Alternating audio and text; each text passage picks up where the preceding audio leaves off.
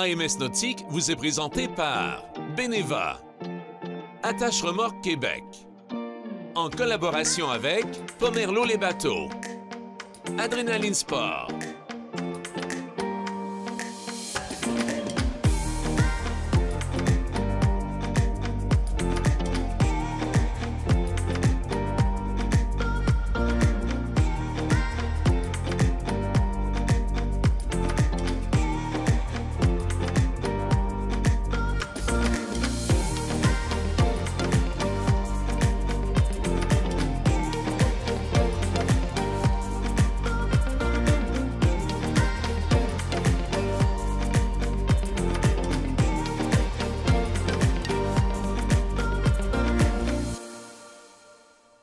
Bienvenue à une autre émission de AMS Nautique, encore sur un beau plan d'eau, avec une nature qui est clémente et généreuse en beauté. Ce sera encore un plaisir de vous montrer de quelle façon les embarcations ont évolué dans les dernières années.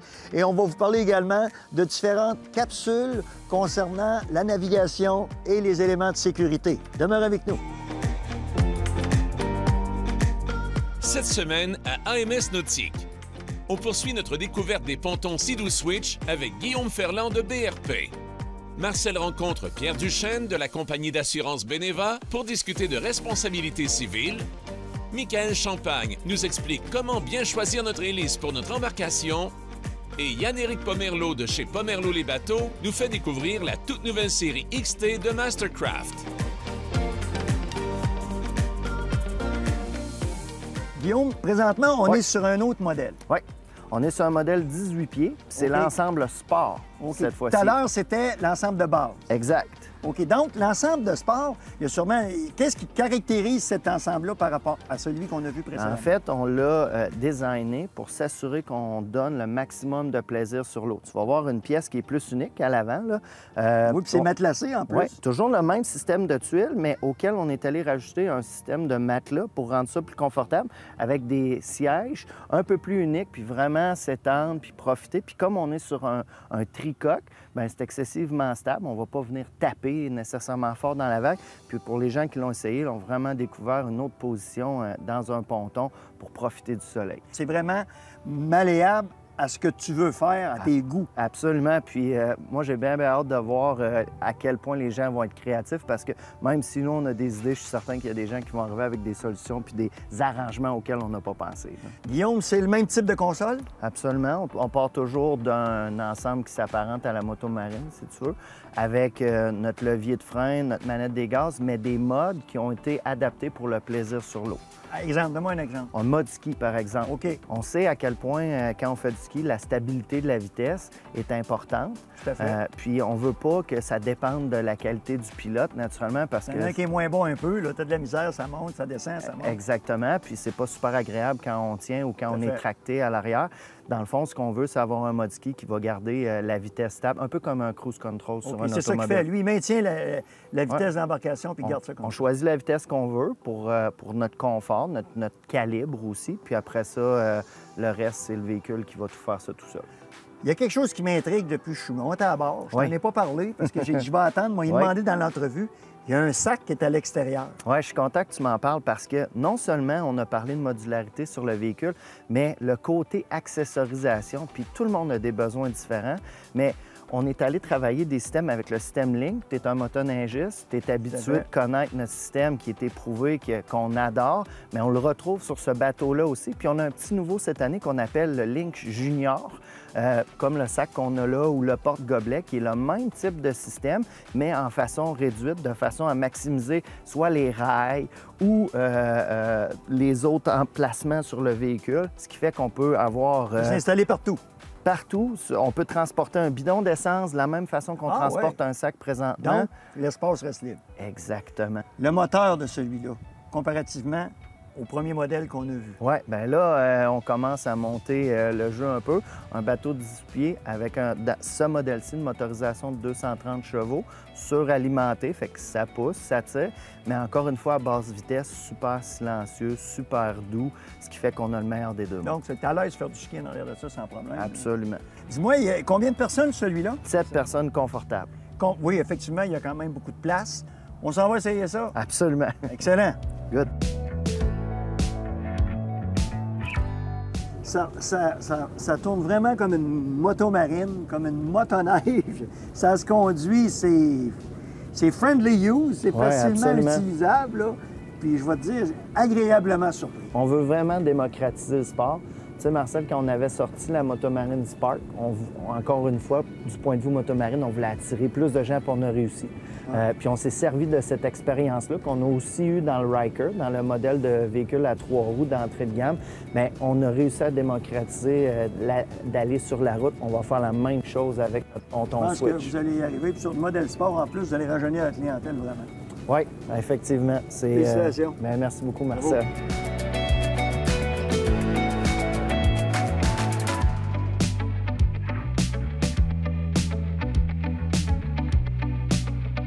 Je suis présentement avec Pamela Bessner. Bonjour, Pamela. Bonjour Marcel. Tu es copropriétaire d'Adrénaline Sport et TY Moteur. Oui, exactement. Pour ceux qui nous écoutent, on a une concession à Clermont, une à Québec, à Lévis, à Saint-Raphaël, Saint-Georges et Montmagny depuis un peu plus d'1 an. Tu pensais pas faire une entrevue avec ton vieux prof? Hein? Non, la vie nous réserve des surprises, hein? En parlant de surprise, Oui. comment tu as trouvé ton expérience avec la série Twitch? Écoute, BRP, on est habitué, ils nous offrent toujours des produits innovateurs. Ils sont toujours au devant des autres fabricants. Et encore une fois, avec le Switch, vraiment, comme concessionnaire, puis pour nos clients, on était enchantés. La polyvalence, hein? C'est incroyable. On a pu l'essayer hier avec nos employés, vivre le Switch. Et vraiment, il faut le vivre pour sentir la différence. La maniabilité, c'est très facile à utiliser. L'intérieur, pour les familles, c'est vraiment super. Tout à fait. Et le prix aussi. Puis on s'entend que dans l'industrie, il y avait un trou aussi pour ces clients-là, les jeunes familles qui veulent faire du bateau à un prix qui a de l'allure. Donc BRP, avec ce Accessible. produit-là, exactement, ils ont ciblé cette clientèle-là qui veut en faire Ils du rajeunissent également, hein? Ils rajeunissent Oui. la clientèle des pontons. bateau. Exact. En parlant de commandes, parlant de pontons, vous autres, c'est parti? Oui, bien pour cette année, on avait des quantités limitées à vendre. Donc, tout ce qui va rentrer cet hiver et au printemps est déjà prévendu. Donc, j'invite les clients qui voudraient soit l'essayer parce qu'effectivement, on va faire des tournées d'essai cet été. Donc, surveillez nos Facebook d'Adrénaline, de TY Moteur, si vous voulez l'essayer. Puis après ça, il va falloir réserver votre unité pour 2023. Pour 2023? Oui, qui va rentrer en 2022. Donc, on est déjà rendu là. Tabarouette. En tout cas, si je suis encore là, je vais aller les essayer. Bien, ça va nous faire plaisir. Comme je vous dis, surveillez nos sites Internet, nos Facebook. On va se promener dans les lacs là, autour de nos concessions pour vous faire découvrir. Puis honnêtement, il faut vraiment vivre le produit pour voir la différence. Merci infiniment, Pamela. Bien, ça m'a fait un grand plaisir. Merci Puis à toi. grosse saison. Oh que oui! Cette chronique vous a été présentée par Sea-Doo.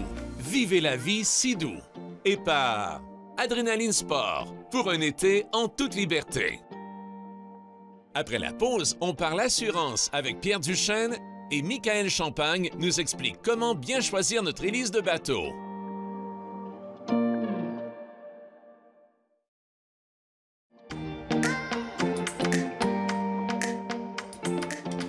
Alors, de retour avec Pierre Duchesne de la compagnie Beneva. Pierre, ça va bien? Ça va bien, toi, Marcel? Très bien. Pierre, vous savez qu'on parle de responsabilité civile à bord des embarcations. Oui. Le responsable, c'est le capitaine? T'es le capitaine. En fait, c'est le propriétaire du bateau. Donc, la notion de responsabilité, c'est souvent lié à la conduite ou le fait d'être propriétaire du bateau. Oui. OK, parce que si tu me dis c'est la conduite, puis il n'est pas propriétaire, mais le bateau est assuré, il va être couvert. Ouais, en bout de ligne, c'est toujours le propriétaire là, qui est au bat, comme on dit. Là. OK, Donc, c'est bon. C'est bon. Ça veut dire que il y a un mythe qui court qui dit que c'est sûr que si tu t'en vas puis tu as eu une négligence, il y a quelqu'un qui s'est noyé ou il y a quelqu'un qui s'est blessé, ta compagnie d'assurance va dire tu avais juste à pas être négligent, on paye pas. C'est vrai ça ou c'est pas vrai? ben non, c'est pas vrai, parce que justement, la responsabilité civile, ce qu'on va faire, c'est qu'on va défendre le client pour justement des négligences. OK.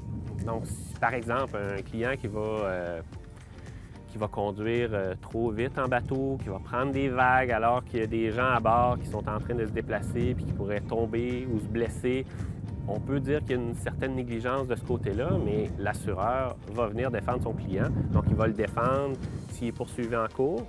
Et si, en bout de ligne, il doit indemniser la victime, bien là, l'assureur, avec la limite qui est présente au contrat, va être responsable de cette partie-là aussi. Donc, des limites qui sont habituellement de 1 ou 2 millions de dollars. OK. Quand on parle de responsabilité civile, tu as une embarcation avec une capacité de 7 passagers. Oui. T'en as mis 10. Ouais. C'est un problème. Ben, en bout de ligne, c'est pour ça qu'on s'assure. C'est sûr que les gens doivent être bien assurés, doivent faire attention, puis avoir le nombre de ceintures de sécurité à bord. Mais mettons, par exemple, qu'on part puis on se rend compte qu'on a oublié une ceinture de sécurité à bord. L'assureur ne dira pas « Ah, ben là, je paye pas, il n'y avait pas le nombre de ceintures de sécurité ».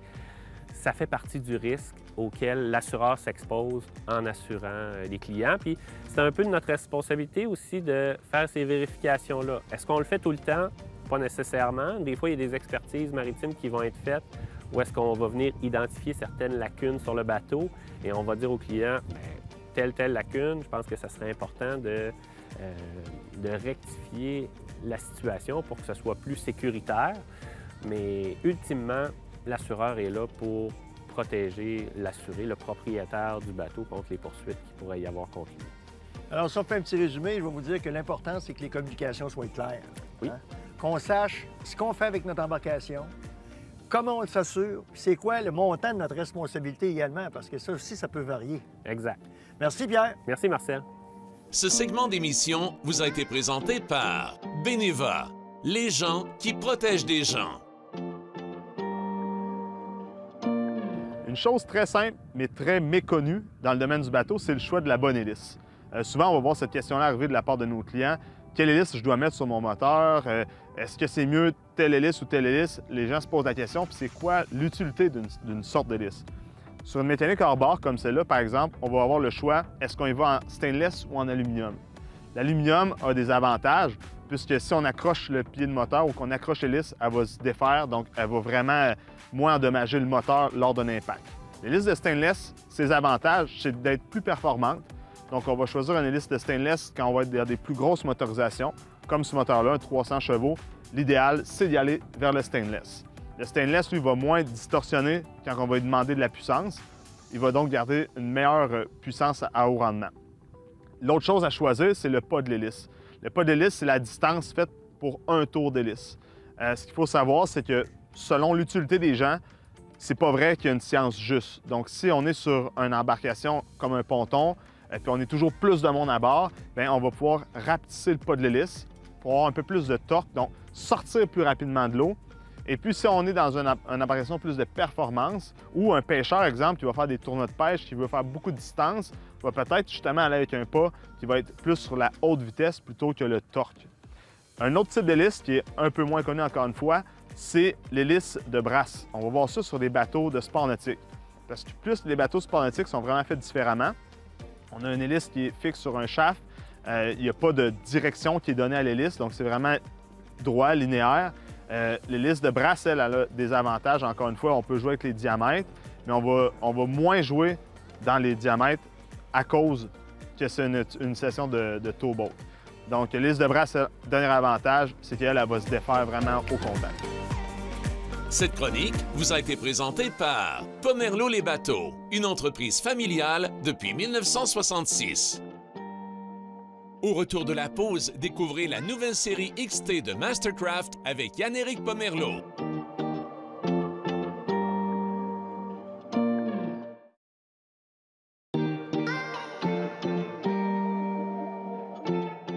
Yann-Éric, c'est toute une surprise aujourd'hui que tu me fais là parce que, en fait, puis ce qu'on fait à tout le monde, c'est une première au Québec. Oui, absolument. On présente aujourd'hui la nouvelle série XT de Mastercraft. C'est celui-là. Oui. Le XT23 dans lequel on est présentement est un des modèles. Donc, on a un très, très beau line-up qui est complètement renouvelé cette année.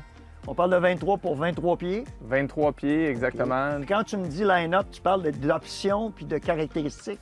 En fait, je parle dans la série Mastercraft, on a 3 séries de produits. Il y a la série NXT, la série XT et la série des X. Donc, pour les auditeurs à la maison, la série XT, c'est un modèle qui est très bien adapté pour nos lacs ici au Québec. Belle hauteur de franc-bord, mais sans exagération.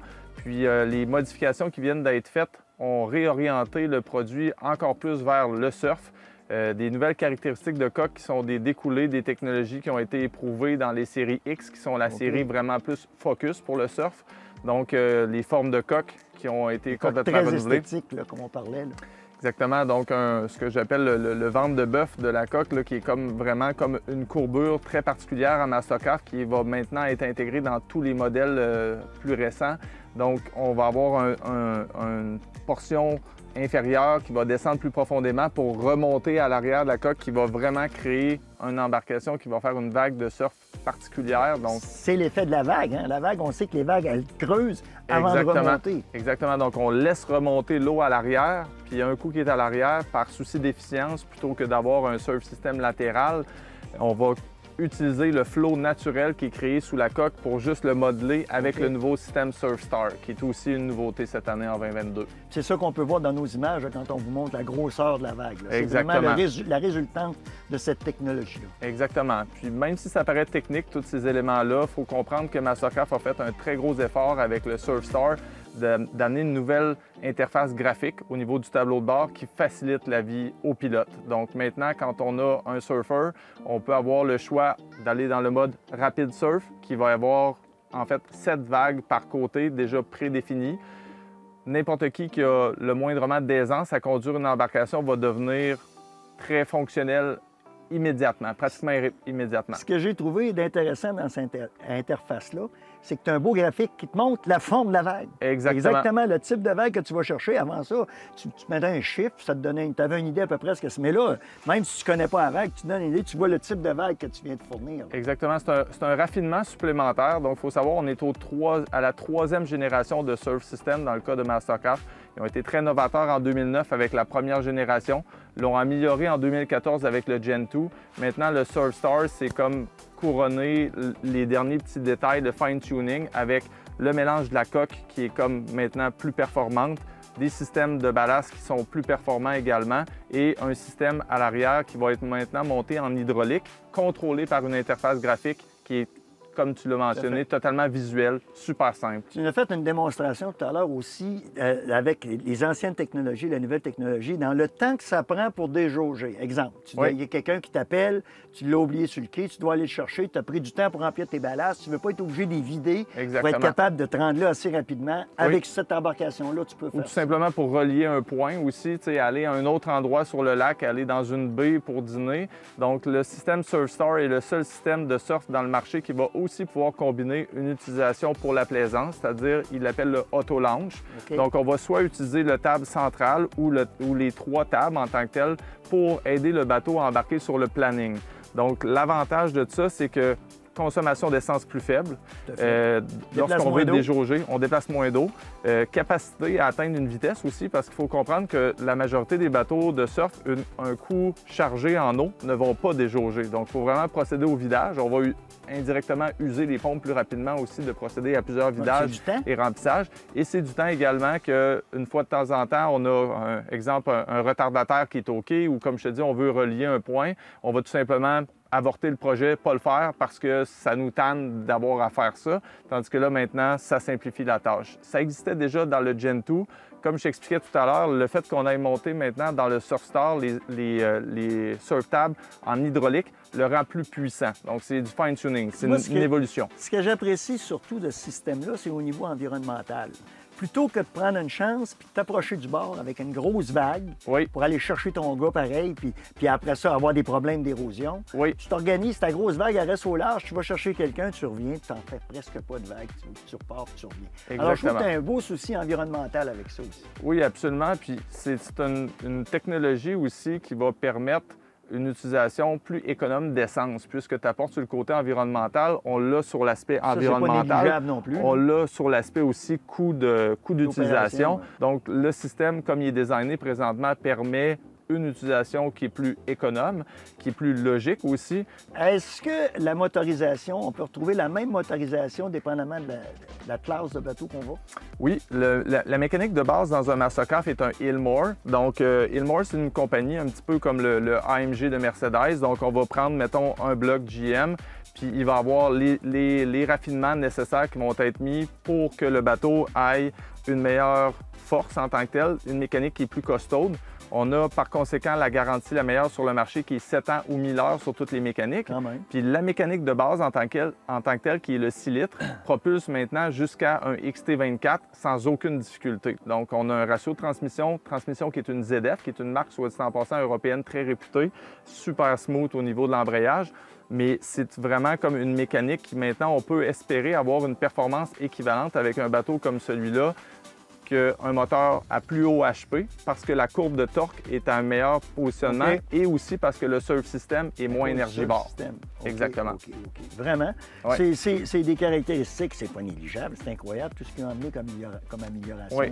Dans le bateau en tant que tel, si je parle plus spécifiquement du XT23 qui est intéressant, c'est l'espace qu'on dégage à l'intérieur. C'est un bateau qui va super bien aller de petits lacs à plus grands lacs. Si on a, exemple, une famille avec 7-8 personnes, on va se sentir à l'aise. C'est un bateau qui accommode quand même jusqu'à 16 personnes. 16 personnes, Oui, c'est du 16 monde. personnes en termes de capacité, puis tout le monde peut être très à l'aise. Présentement, tu es assis dans le banc convertible qui peut aussi s'installer en format lit.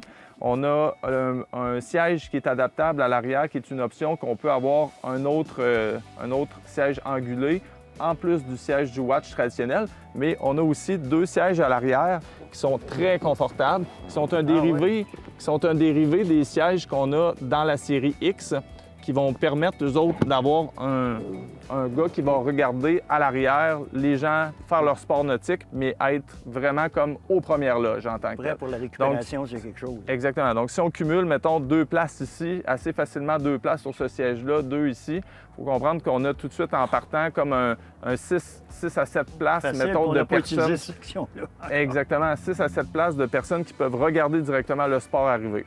L'autre particularité également, ça ici, il faut le relever tout simplement comme ça. L'autre particularité qui est intéressante, ils ont intégré maintenant les surfaces en contact avec lorsqu'on embarque dans l'embarcation. Vous avez C'est maintenant ça, antidérapant, de l'antidérapant, mais surtout des endroits pour ne pas circuler sur les sièges. marché. Donc, le C-deck qui recouvre actuellement comme les parties importantes où est-ce qu'on va monter à bord, même à l'avant, la même chose. Donc, Oui, ça, c'est c'est ça, très tantôt. intéressant. Pas d'entretien, en plus, ça, c'est... C'est pas d'entretien, ça va pas se détériorer avec le temps, ça vient pas chaud non plus. Il y a aussi le step pad à l'intérieur qui Ouais, va permettre, ouais. encore une fois, de descendre dans l'embarcation d'une façon sans abîmer les sièges. Puis, très belle caractéristique aussi des nouvelles séries dans 2022. Il y a une belle modification de la tour. Donc là, présentement, on a la tour Z8 avec nous. C'est une nouvelle tour qu'on va avoir différents choix de couleurs et des choix aussi d'accents pour aller comme faire un beau match de couleurs avec le bateau. Ça, c'est intéressant. Maintenant, monter aussi pour plus de simplicité. On avait déjà la meilleure tour de l'industrie pour la rapidité à la baisser. Maintenant, un petit edge de plus. On a le bouton qu'on a tout simplement à peser. Puis tenir, les cylindres au gaz sont préloadés à la bonne capacité pour tenir en compte le poids de la tour. Donc, si vous avez, exemple, 4 tower speakers, ils vont être préloadés à un certain setting. Si vous en avez 2, à un autre. Donc, ça fait qu'une personne toute seule peut le baisser et le monter sans aucun effort à une main. Ça, c'est une belle caractéristique aussi. Yann-Éric, on parle d'un nouveau tableau de bord avec un graphique quand même incroyable, là. Oui, encore des belles améliorations ici. Maintenant, c'était déjà simple de créer une vague dans un Mastercraft. Maintenant, c'est 2 clics. Donc, on a essentiellement à setter le format de vague qu'on veut et l'activer. Une fois que cet élément-là est fait, la prise en charge du bateau est totale. Donc, remplissage des ballasts, positionnement des surf devices à l'arrière, la vitesse qui est ajustée. Donc, on a un petit graphique de déploiement du système. Lorsque c'est complété, ça tombe en vert. Donc, on voit la vague ici en bleu là, qui est affichée. Puis, on peut vraiment, comme graphiquement, voir quelle vague qu'on veut avoir. Et puis le positionnement se fait tout seul. Le reste, l'embarcation s'ajuste toute seule. Non seulement ça se fait tout seul, mais aussi si on veut basculer la vague d'un côté à l'autre, elle va aussi matcher, en fait, la forme de vague qu'on a d'un côté pour aller de l'autre côté. Donc, tout ça se fait tout seul, plus rapidement, d'une façon plus précise. Aussi, ce qui est intéressant dans le graphique, l'interface graphique qu'on a, c'est que toutes les fonctions de l'embarcation sont résumées ici. Comme je le mentionnais, Il y a une belle élément dans le Mastercraft, c'est qu'on a une redondance de certains systèmes. Donc, c'est encore possible, avec appuyer un bouton, d'utiliser le surf system, de remplir les ballasts, d'allumer les lumières de navigation, de klaxonner. Donc, on garde cet aspect-là qui est quand même assez fondamental pour l'utilisation du bateau en redondance. Donc, 2 systèmes qui peuvent le mener, mais tout peut être fait automatiquement. Tu as le jeu de tes caméras dans le tableau de bord au centre. Exactement. Les caméras au centre, ce qui est intéressant, c'est que l'écran central, lui, va résumer l'information qui nous intéresse. Donc, quand on est dans le surf, on va avoir les informations pour le ballast, la vitesse, température de l'eau, la caméra. Si on bascule dans le mode drive, on va pouvoir voir, exemple, le GPS, des éléments qui vont être relatifs à la vitesse du moteur, au RPM moteur et à la vitesse. Donc, ça synthétise l'information pour nous rendre ça plus simple. Un coup d'œil, on voit tout ce qu'on a à voir. On va essayer ça? Yes, on y va. Parfait. Cette chronique vous a été présentée par Pomerleau les bateaux, une entreprise familiale depuis 1966. Ah! C'est déjà terminé. Ça passe vite quand on parle de plans d'eau, quand on parle de nouvelles embarcations. Vous savez, Québec, on est chanceux, on est privilégié parce que ça fourmille de plans d'eau. C'est un immense buvard, le Québec. Alors, on se doit de bien éduquer nos enfants par rapport à la sécurité nautique, les attitudes, les comportements sur le bord des plans d'eau. N'oubliez jamais ça. Comme ça, quand vous serez en embarcation où il y aura une baignade, vous aurez l'esprit tranquille. Si toutefois il y avait une chute, n'importe quoi, ils sauront s'en sortir. À la prochaine! Pour revoir nos émissions, rendez-vous sur notre site télémag.tv. AMS Nautique vous a été présenté par Pomerleau les bateaux et par Adrénaline Sport.